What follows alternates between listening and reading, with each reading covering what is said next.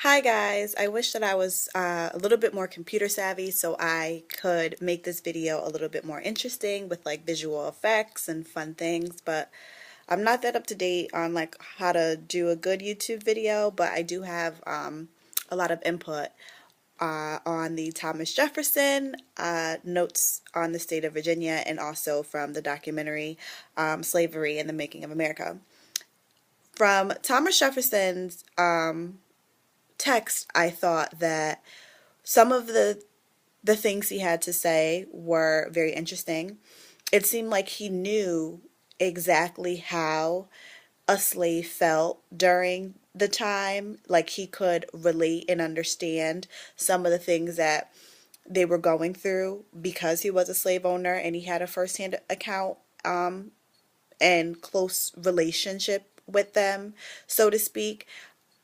But it was also very weird because he knew too much about how they felt and he wasn't a slave. And I thought that in comparison to the documentary, you got to really see an inside look at a real slave.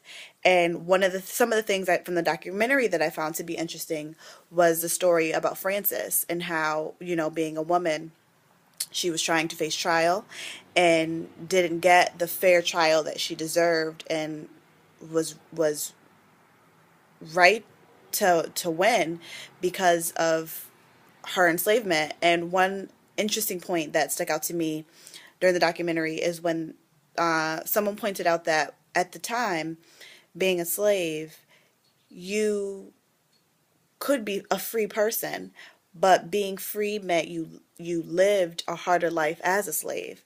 Free people were poor, and as a slave, at least you had some type of shelter, some type of food. As once you were became free, you didn't know what was going to happen to you, and I thought that that was a good contrast to Thomas Jefferson because he made a point to say that slaves weren't inferior because of their situation, but in actuality, they were. As a slave, you weren't better than your owner, you weren't a real person, you were inferior. And then if you became free, you were poor, you didn't know if you would have food to eat. So I think it